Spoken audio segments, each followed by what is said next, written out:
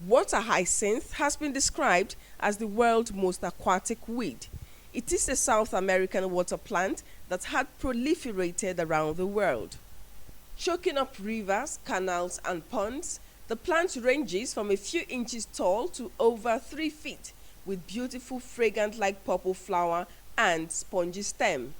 Water hyacinth, the botanical name is Econia crecipes, and you get them along the lagoon, especially you get them around this lagoon now. The stretch of lagoon, they occur there, and migrated from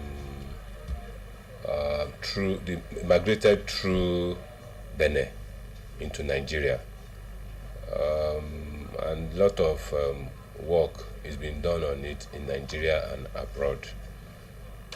They can be used as manure, they can be used as feed.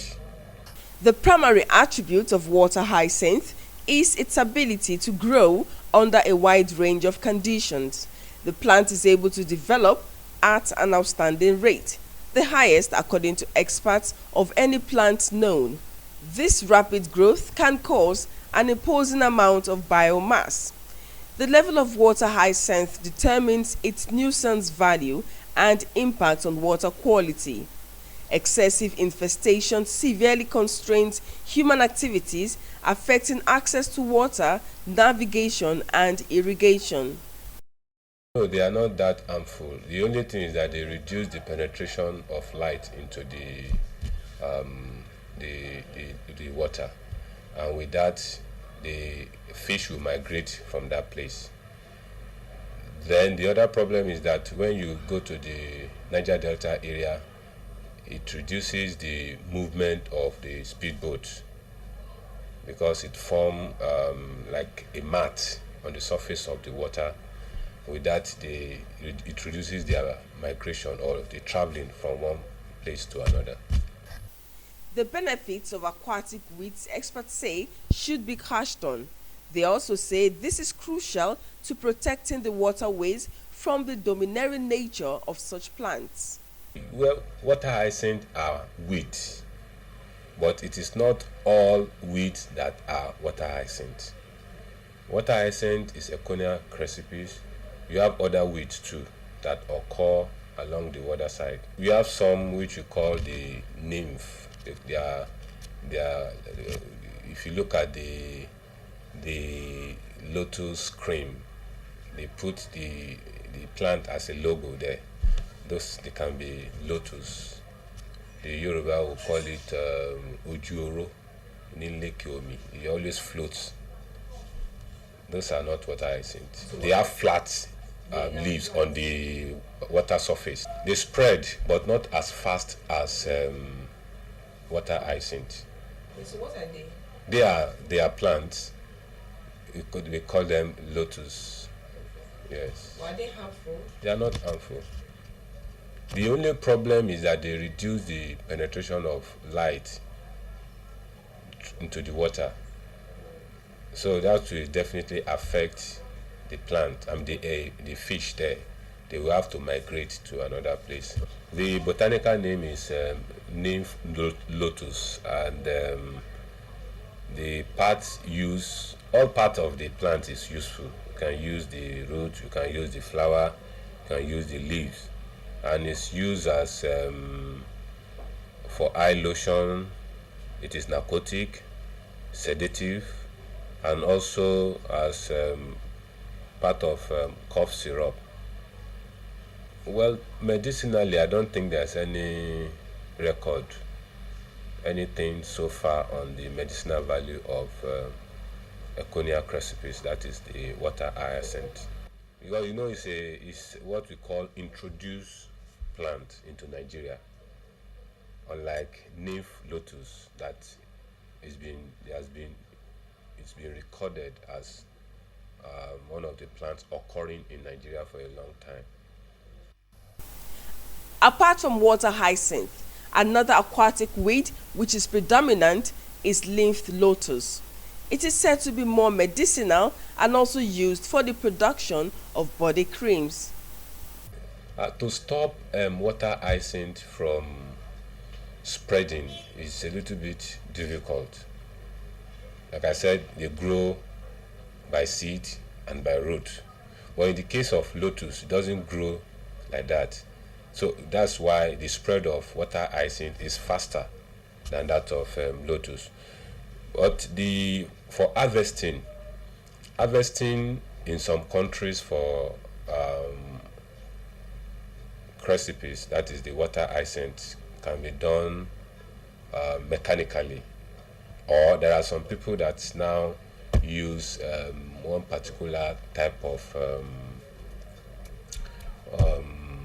insect that will now destroy the water hyacinth, or something like a bacteria that will destroy water hyacinth.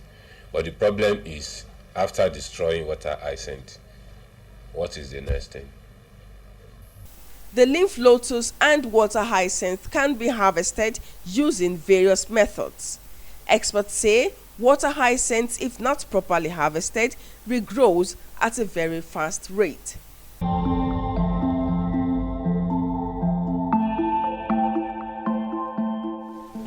Now, most times when you drive along the Third Mainland Bridge and look down the Lagos Lagoon, you'll see fishermen planting sticks in water, and it's a technique they use for catching fish. But is it something that is good, and does it have an effect on the water bodies and the water itself? We will have an expert educate us more.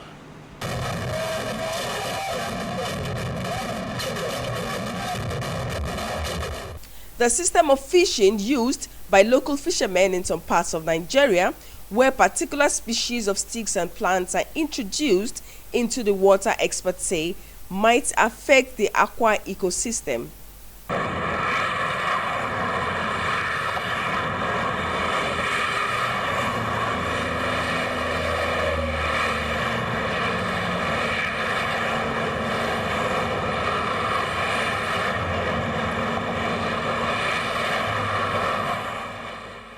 It is a system that is used by the artisanal fishermen, and it's effective in water bodies that are not very deep. And the essence is to create an environment where, like, a lot of food and the aquatic food and all that I think will be able to be concentrated, so that the fishes will be in that area. By the time you put those sticks on the ground, on each of those sticks in the water, there are a lot of other microorganisms that will be growing. Fish will come there to come and pick on them and all that. So there's this concentration of fish in that particular environment. And the fishermen now come, take their nets to round the outer part of it. And then by the time they're ready to actually fish, the individuals will go in to the center and start beating the water and all that. The fish will try to run away, and then they get trapped in the net that is surrounding. So they get a lot of fish from that. But it takes a while, they put it there for a while, and let all those organisms build on those sticks and all that. They form an environment for most of those fishes to come and start staying there before they come back to come and put their nets around it completely, and then use that system to. It's called the Akaja, fishing system. I will have it. You have a lot of them in the Lagos Lagoon, even Lekki Lagoon. Then you have the Yewa Lagoon. What we call the Yewa Lagoon, actually the Yewa River, that also enters around the Badagry. This method of fishing creates a challenge for those who use the waterways. The only other thing is that it stays there. Sometimes most of those trees, the sticks now start growing. Maybe those using the waterways at night, and you are not used to, you could run into that particular stick.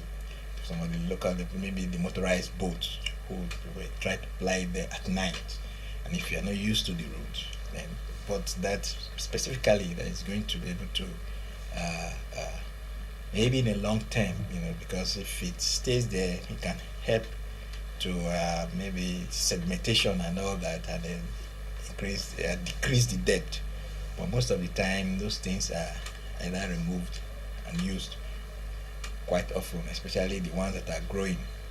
They may replace them and all that. So it really cannot lead to, say, a quote from an island or something like that. But so technically, it's not as it's not harmful to the aquatic environment. If you want to look at it as a pollutional effect. No, it's a system that has been used for a very long time, and it's a practice that is very good for the fishermen too.